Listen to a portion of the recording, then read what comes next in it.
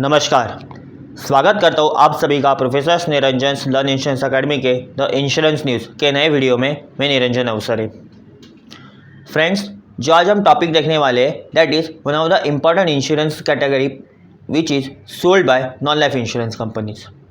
ये काफ़ी सारी पॉपुलर तो है ही, बट काफ़ी लोगों को इसके बारे में नॉलेज है नहीं, and so many people generally do not take the cover of the category which is going to be discuss today. वो कैटेगरी है बर्गलरी इंश्योरेंस की। अब ये इंश्योरेंस प्रोडक्ट क्या है, इसे जानने के लिए आप वीडियो के अंत तक बने रहें। वीडियो को ज़रूर लाइक करें, वीडियो को शेयर करें अपने फ्रेंड्स और वेल विशर्स में, और इस चैनल को सब्सक्राइब कीजिएगा सो दैट जब भी मैं वीडियो डालूंगा आपको उसका नोटिफिकेशन ज़रूर मिलते जाएगा। ऑल्सो मेरे यूट्यूब चैनल पे प्लेलिस्ट में इंश्योरेंस के रिलेटेड काफ़ी सारे अलग अलग वीडियोज़ अवेलेबल है, उनको भी ज़रूर देखिएगा और उन्हें भी ज़रूर शेयर करिएगा। So let's look at the burglary insurance. Friends, यहाँ पे कौन लोग ऐसे हैं जो ये सोच रहे हैं कि मुझे बहुत ही अमीर बनना है? Yes, each one of us thinking to be a wealthy, to be a rich, and for that we collect various types of assets. हम काफ़ी सारे एसेट्स को एक्यूमुलेट करते जाते हैं, right from the cash to the investment, property and so on and so forth. But क्या है ना, whenever we have a set of liquid assets or whenever we are accumulating some liquid assets like cash, gold या फिर vehicle जैसे movable assets, at that point of time पे suppose we go some out of the city area or rather we go to the office and we park our vehicle, and then after spending entire 8 hours in on office, हम जब फिर से घर पे जाने के लिए आते हैं एंड देखते हैं that our vehicle is missing. Yes, so during the entire 8 hours of office work, office day, at some point of time the vehicle is theft, the vehicle is burgled. या फिर हम सब जब कभी बाहर जाते for 2-3 days excursion and when we lock our houses and when we return from that excursion, from that trip, हम देखते हैं that our door is open, and when we enter into our house, वहाँ पे हम देखते हैं that entire जो भी सामान होता है वो यहाँ वहाँ पड़ा रहता है। When we saw our wardrobes, then we saw that it is open and all the valuable things are misplaced और आइदर थेफ्ट। येस, उस टाइम पे we can say that our house is robbed. This is nothing but category of a burglary. So burglary होता क्या है? Burglary is nothing but the unlawful या फिर forceful entering into one's premises with the intention of violence और theft. किसी भी चीज़ को चुराने के लिए या फिर वहाँ पे एक वायलेंस क्रिएट करने के लिए अनलॉफुली या फिर फोर्सफुली अंदर जाना is nothing but a burglary. अब इसमें 2 मेजर टाइप होते हैं, that's nothing but the theft and robbery. ये मैं क्यों अलग अलग टाइप बोल रहा हूँ? बिकॉज बर्गलरी में इवन इंटेंशन इज सफिशियंट। किसी इवेंट में किसी थेफ्ट या फिर रॉबरी का इंटेंशन भी is sufficient to called as a burglary. So in case of theft it is stealing of any object without consent of that owner. यहाँ पे directly unlawful होता है बट फोर्सफुल कोई इवेंट नहीं होता है अबाउट द थेफ्ट। यानी जैसे कि किसी पर्सन ने आपके घर की चाबी बनवा दी, डुप्लीकेट की, and then that person easily enters into the house and then he theft your ornaments, valuables, cash etcetera. But in case of robbery there is a forceful event, there is a forceful event like breaking of latch or breaking of window panes and entering into house or entering into your business premises etc, and then stealing the valuable things like cash, gold, whatever is in your business premises. ये होता है आपकी robbery, but both are covered under burglary insurance. So ये burglary insurance क्या होता है? So burglary insurance is providing protection against financial losses of such theft और burglary events. जो भी ये बर्गलरी इवेंट्स होते हैं, रॉबरी होती है, थेफ्ट होता है, या फिर इंटेंशन ऑफ रॉबरी से जो भी डैमेजेस होता है टू द हाउस प्रॉपर्टी और the business premises, that is covered under the burglary insurance.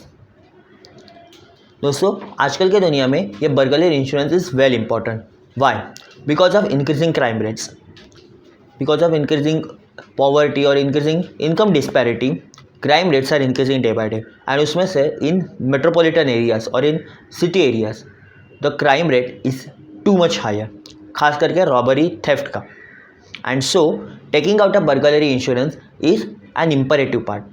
अब ये नहीं कह सकते कि वहाँ पे मैंने बर्गलरी इंश्योरेंस नहीं लिया है और मैंने वैसे ही छोड़ दिया है मेरे शॉप्स को और कल उठ के कहीं जाके फाइनेंशियल लॉस हो गया, कोई दुकान में चोरी हो गई, ड्रॉवर से कैश या फिर कोई इंपॉर्टेंट वैल्यूएबल निकाला गया, then you and entire your family will suffer. Sometimes ये burglary is so much big that the entire life of that person gets change. उसने पूरे लाइफ में जितना भी उसने कमाया होता है, the entire earnings, the entire assets will be washed of, vanished of just because of a single event of burglary. और उस टाइम के बाद वो पर्सन को बहुत ही पेनफुल फील होता है, उसके फैमिली को भी बहुत ही पेनफुल फील होता है. And there is a hard some कि वो पर्सन आगे जाके कुछ कर पाए. Now whenever we are saying about the burglary, which assets are generally covered under the burglary insurance? So all those assets which can be covered are nothing but the cash and valuables. जो आपके घर में या फिर business premises में जो भी cash होती है, that's nothing but you are covered. आपको कैश का कोई इतना चिंता नहीं रहता है because it's an covered under the burglary insurance. Same thing is cash kept in safe locker. अब आप बोलेंगे सेफ लॉकर में कैश रखा है, but if you see the crime incidences day by day, the thief, the persons who are stealing all the objects or ornaments or cash, they are also very smart and they are also breaking the safes which are even we called as a strong. कितना भी strong safe हो ना, आजकल thief आराम से उसे gas cutter से या फिर किसी अदर मोड से कट कर सकते हैं. या फिर कुछ जगह पे वो सेफ का जो पास की होता है, पासकोड होता है, that is also break by the thief. वो इतना एक्सपर्ट हो चुके हैं because of involvement of cybers. वो आराम से वो पास की को तोड़ सकते हैं और वहाँ से कैश, गोल्ड्स, प्रीमाइसेस जो भी होगा वैल्यूएबल सबका वो चुरा सकते हैं. So cash kept in safe lock और lockup. Third thing is gems and jewellery because they have a very good value in the resale market. So gems and jewellery हो गया. फोर्थ थिंग है आपका home appliances because home appliances are also sometimes important और valuable, specially जो ornaments बहुत ही old type के हैं और those appliances which are considered as antique वगैरह, उनका भी रीसेल वैल्यू अच्छा होता है. So home appliances, your electronic gadgets, because electronic gadgets में right from the data, important data से लेकर इलेक्ट्रॉनिक गैजेट्स की resale value, that's also get theft और robbed, majorly burgled. Same thing is आपके precious watches, जो आप precious watches पहनते हो, लाइक रोलेक्स हो गया, टाइटन्स के हो गए, काफ़ी सारे प्रीशियस वॉचेस. सो वो वॉचेस भी रीसेल वैल्यू अच्छी हो सकते हैं and so they can be robbed. Seven thing is आपका money in transit. Money in transit also can be robbed. खास करके ये रॉबरी, ये जो थेफ्ट है मनी इन ट्रांजिट की, that is more impactful in case of bank. जो bank के कैश फंड्स होते हैं which are depositing money into either ATM or which are carrying money from one branch to head office और वाइसा वर्सा, वहाँ पे भी ये रॉबरी और थेफ्ट हो सकती है. And so this can be happened anyway. So ये मनी इन ट्रांजिट हो गया. ऐसे काफ़ी सारे assets under the burglary insurance cover किए जाते हैं. सो इसका जो स्कोप है बर्गलरी इंश्योरेंस का, ये दिन ब दिन बढ़ते जा रहा है as the crime rates are increasing. और ये बर्गलरी इंश्योरेंस कौन ले सकता है? सो अगर ये सारे एसेट्स या फिर इनमें से किसी भी एसेट्स अगर home owner, that means the person who are holding the house property और who are owning a business property, that person can definitely buy a burglary insurance. और उन्हें आजकल के कंसिडरिंग द क्राइम रेट्स देख के burglary insurance को भी लेके रखना ही चाहिए, so that what ever happens during the event of burglary और theft, the financial loss can be easily compensated by the insurance company. So homeowners ने ज़रूर इसे लेना चाहिए. Along with that, tenants. So if person is living on a rented basis, जो house जिस house में रह रहा है वो हाउस किसी दूसरे का भी है, then too the ornaments, the valuables which are holding और which are owning by the tenant are also covered under burglary insurance. यानी ऐसा नहीं है कि हाउस प्रॉपर्टी आपकी या फिर बिजनेस प्रॉपर्टी ही आपके नाम पे हो तो ही आप बर्गलरी इंश्योरेंस ले सकते हो। No, even if you are a tenant then also some और other kind of valuables you are holding, so वो वैल्यूएबल्स को भी बर्गलरी इंश्योरेंस के अंदर कवर किया जाता है। सो आप यहाँ आगे जाके ध्यान रखिएगा कि even if you are a tenant आप बर्गलरी इंश्योरेंस भी ले सकते हो। So tenants are also one of the party that can be covered under burglary insurance. Third thing, all types of businesses. अब यहाँ पे all types of businesses इसलिए बोल रहा हूँ क्योंकि right from a small business to a large business burglary insurance is required, because in each category of business you will have a inventory, you will have a business assets, you will have various plants, property and equipments that is used in your factories. सो इन सारों का value is higher. काफ़ी सारी machineries भी advance level की है आजकल, so that can B theft, small part can be theft. Second thing, in case of inventory that can be robbed. अगर आपका कोई ज्वेलरी या फिर जेम्स का बिजनेस हो, so in that case your ornaments, your other types of gems and jewellery items that can be robbed. काफ़ी सारे antics pieces रहते हैं, एंटिक्स पेंटिंग्स रहती हैं that have a huge value and that are rare. So such antique pieces, various types of paintings which are painted by the various painters or which are good books of a reputed author जो कि rare रहती है, those are also considered as inventory. So ये सारी important और बहुत ही valuable रहती है. So a small business, a medium size business जो कि एक ग्रोसरी शॉप, रेस्टोरेंट हो, चेन रेस्टोरेंट हो वो, and even a large MNC, large banks can buy a burglary insurance. So if आप देखोगे, so in case of burglary insurance most banks are taking that cover, so that whatever if anything happen to the money in transit, the burglary insurance can compensate for the loss of money in transit. So ये सारे लोग burglary insurance को खरीद सकते हैं। अब आपके mind में ये आ रहा होगा कि चलो ये सब तो पता चला that which kind of assets are covering और which kind of assets are not covered by the burglary insurance, but इसमें नॉर्मली एक्सक्लूजन्स क्या होता है, इंक्लूजन और एक्सक्लूजन क्या होता है। So in case of burglary insurance normally inclusions रहते हैं। फर्स्ट थिंग इज फोर्सफुल या फिर अनलॉफुल एक्टिविटी, खास करके इन्वेजन में जिसे कहता हूँ।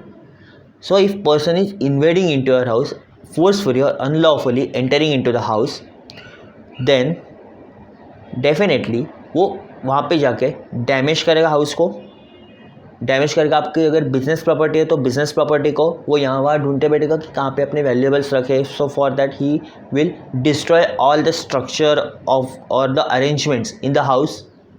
अगर उसे वो प्रॉपर्टी या फिर एसेट्स मिल जाती है, वैल्यूएबल मिल जाते हैं, then that will be theft.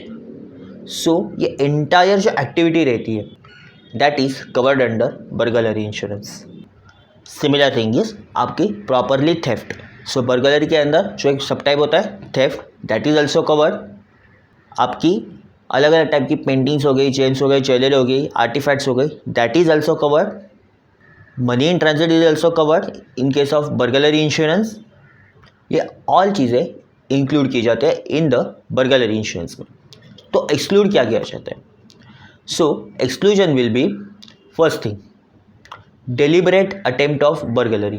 So यहाँ पे if the house owner or a business owner is involved in burglary, or if the house owner or business owner is negligent about the house care of the house property or the care of the business property, वो आपका exclude किया जाएगा इन case of burglary insurance. Means अगर किसी business owner ने जानबूझ के gate को ओपन रखा and then he went out of somewhere else, and in that during that period अगर वो बर्गलरी हो जाती है या फिर कोई रॉबरी हो जाती है, कोई आपका इंपॉर्टेंट चीज़, इंपॉर्टेंट वैल्यूएबल गेट्स मिसप्लेस्ड और गेट्स रॉब्ड, देन वो बर्गलरी इंश्योरेंस के कवरेज से आउट ऑफ द स्कोप हो जाएगा।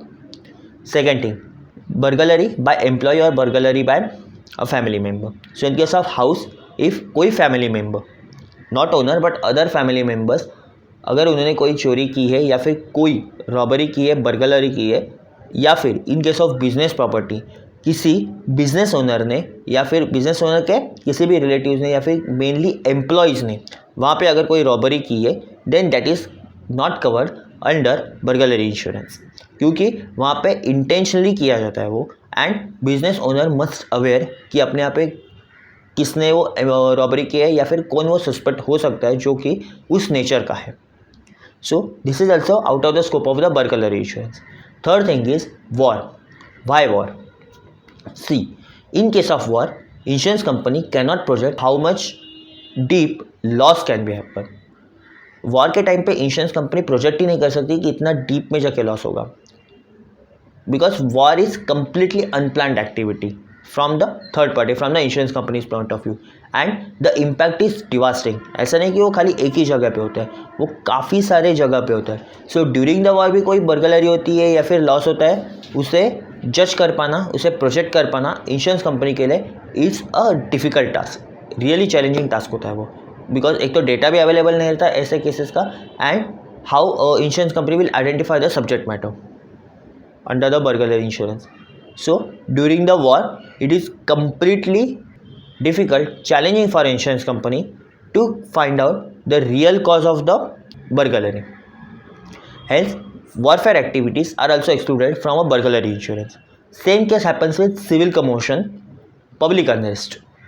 यानी जो भी बहुत सारे सिविल कमोशंस होते हैं, वॉरफेयर्स होते हैं या फिर रियोट्स होते हैं, these are also not covered under burglary insurance. Exclusion के लिस्ट में ये भी डाले जाते हैं, बिकॉज अगेन सेम थिंग जो वॉर में होते हैं, सिविल कमोशन, रियोट्स, एजिटेशन के टाइम पे, वॉरफेयर टाइम पे, considering the amount of loss और considering the burglary is very difficult task. कौन सा बर्गलरी हुआ है, कहाँ पे वो इवेंट हुआ है, इंश्योरेंस कंपनी के लिए it's a really challenging task. And so जैसा वॉरफेयर का सिचुएशन है, same criteria gets applied to the civil commotion, riots and agitation time पे इंश्योरेंस कंपनी लागू कर देती है.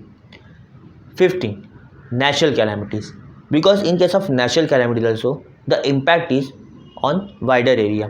So अगर natural calamity के टाइम पे वहाँ पे कोई चोरी हो जाती है, रॉबरी हो जाती है, और even a burglary means intention of theft, intention of robbery हो जाती है, still insurance company cannot identify the impact. So ये तीनों warfare, civil commotions and natural calamities तीनों भी इंश्योरेंस कंपनी के लिए जज करना डिफ़िकल्ट होता है with respect to the loss of subject matter. Again, books और फाइनेंशियल डॉक्यूमेंट्स.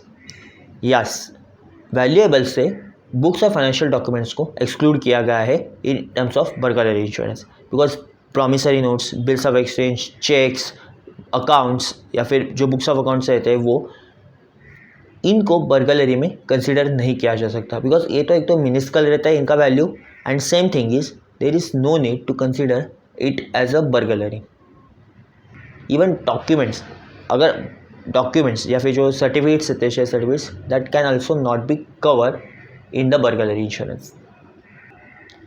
सो ये और ऐसे काफ़ी सारे एक्सक्लूजन लिस्ट रहते हैं in case of burglary insurance, that is depend on company to company and product to product. मतलब हर एक कंपनी अपने अपने लेवल पे जज करके ये एक्सक्लूजन लिस्ट बनाती है, and that is included in the burglary insurance.